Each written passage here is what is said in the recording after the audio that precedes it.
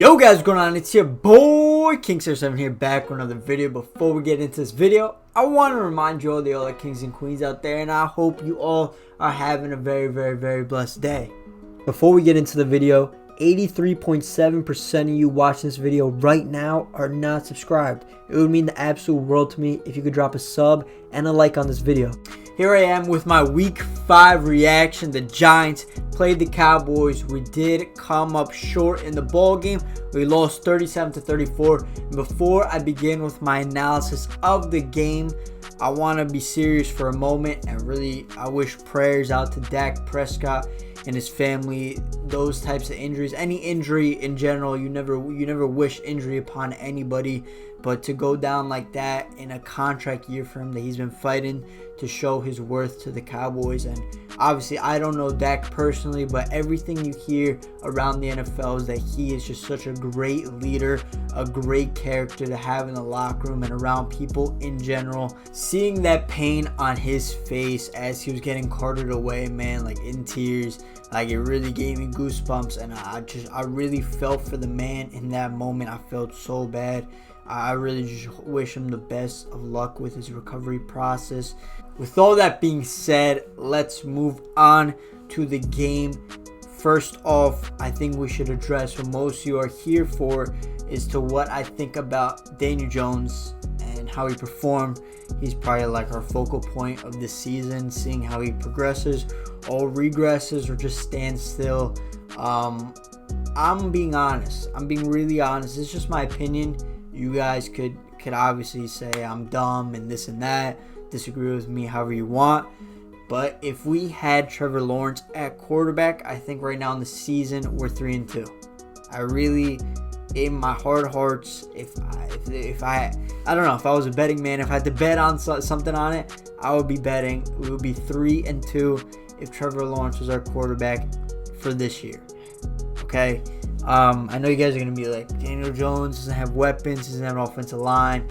It's just like when I'm watching him play, the amount of time it takes from him to look at his first read to the second option and so forth, it's so long. And I'm just like, bro, like, how are you just staring down one receiver for 4 seconds and then you're looking somewhere else? And then, like, sometimes he just misses. He's too busy looking at the one route that the other people on the other side of the field are wide open. Like, I don't know. I mean, obviously we put up 34 points. That I'm pretty sure, like, Alabama, Division I football team could put up 30 points on this Dallas Cowboys defense. I don't know what's going on with them this year. Is really bad. Anybody, like, for us to score 34 points on your defense, like, that is really bad.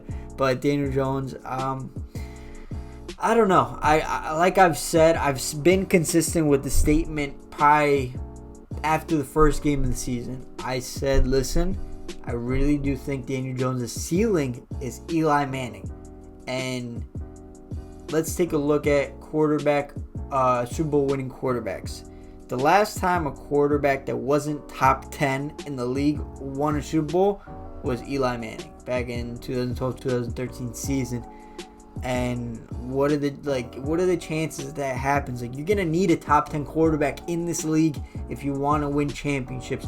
And I mean, a lot of the years during Eli's his reign as starting quarterback for the New York Football Giants, we didn't make the playoffs. So if you guys really are okay with that, then I'll hop on this Daniel Jones. It's not even a bandwagon. It's like, let's protect him. It's not his fault. We need to be honest with each other, Giants fans. Like, I don't know if he's the guy, right? Like, obviously this is his season to grow and develop. I think this year, I don't think we're going to get rid of him. I don't think we're going to take Trevor Lawrence. Next year, if he does bad with, I'm sure we'll improve the offensive line again. Saquon Barkley will be back healthy. Maybe we'll draft some wide receivers for him. Who knows what's going to happen? But I think next year is the year that we find out if Daniel Jones is the real deal or not. Sticking with the offensive line, I thought looked pretty crisp out there. They were not too bad.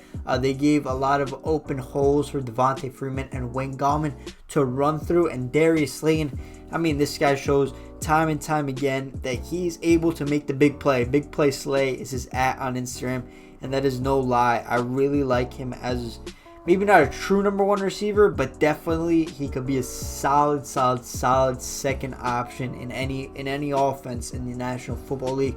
I was really happy and pleased with his performance. And before we start talking about the offense, Jason Garrett, I really loved the game you called out there today. The trick plays, this and that, it was amazing for you, Jason Garrett. I really like that, and hopefully because we need to get stuff like that. We need to get trickery involved in our offense, because we're just not that good of an offensive football team at the moment.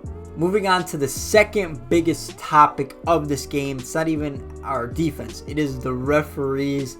Listen, I don't like to be biased, right? The Cam Fleming call, all right? The Evan Ingram touchdown, that was a correct call. Whether it was a little ticky-tacky, it was something really small. That's a whole another discussion in itself. But the penalty call was correct.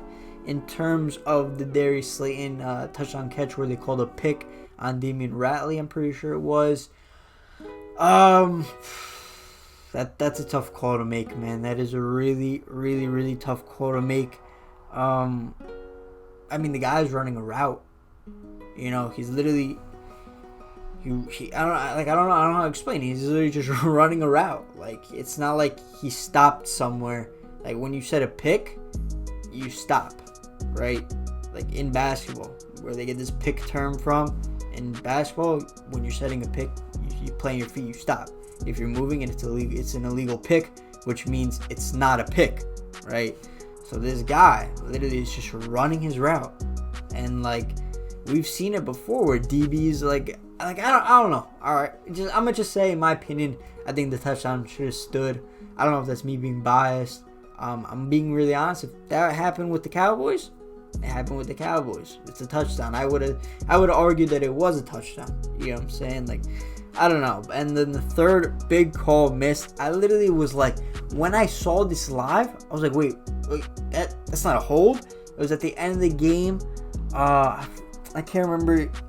I think it was Andy Dalton when he hit. It was the first reviewed play call when he hit Michael Gallup on the sideline. Not the second big play that set him up for the game-winning field goal, but the first one.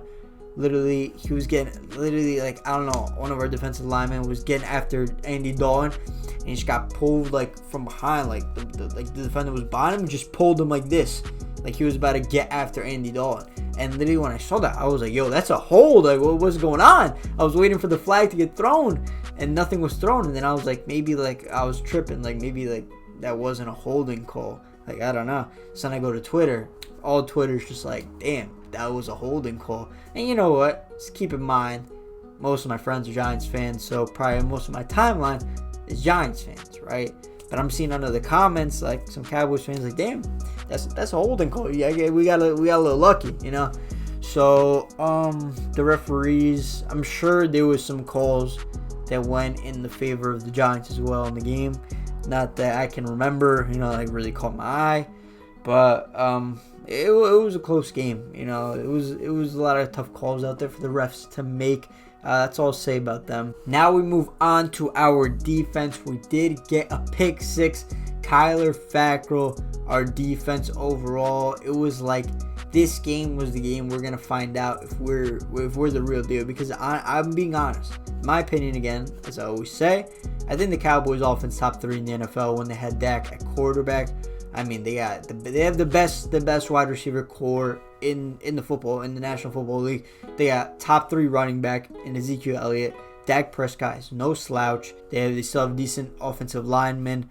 So I always knew coming into this game it was gonna be really tough to stop the Cowboys. But it seemed like every time we needed that one stop, we just couldn't get it. And I don't know. You give up 37 points to a team. I'm not sure I could be too positive about the defense, but I'm gonna try to stay positive. If I'm being honest, I wasn't like, damn, they played so trash, or like I wasn't like, damn, they played amazing. They played all right. They made some defensive plays. They forced 2 turnovers on the Dallas Cowboys, but he still gave up 37 points they gave up 30 because there was I didn't even mention the picks, not a pick six. It was like the scoop and score for the Dallas Cowboys on Daniel Jones' fumble. More fumbling issues from Daniel Jones. What can you expect? It's not gonna change. I don't think so. I don't think it's gonna change. But yeah, the defense was decent. Graham Gano was a bright spot. I gotta give him his props. That's probably a real reason why we lost this game. We kicked way too many field goals, settled for way too many threes instead of getting the football into the end zone. But overall, I don't want to keep rambling on this. Next week we play the Washington football team. I think it's gonna be our first win of the season, and overall, Daniel Jones, man. Well, let me know what you guys think about Daniel Jones. I'm not overreacting. I'm not saying like, it's over for him. He's a bust. He can't be a bust in my eyes when I never saw him as like somebody that's gonna be top 5, top 10 at some point in the league. Like I always said, his ceiling is Eli Manning. Take that as you want. Eli won 2 rings. Had great defenses both years. He did clutch up many times on the road to those rings. But most of Eli's career, he was pretty average and missed the playoffs more times than he made them. So I don't know if Daniel Jones is our guy. If I was the GM, if I was the coach, I am not passing up the opportunity to draft Trevor Lawrence in this draft. I'm not doing it. He is too good to pass up on. But I understand. I hope if anything we get like a top 2 pick. Please trade down and get more picks. So we need to get talent everywhere on the roster. We need to get as much talent as possible. But yeah, guys, if you did enjoy this fan reaction, make sure to drop a like, a comment, and subscribe. It's been your boy, King 7, and I'm out. Peace.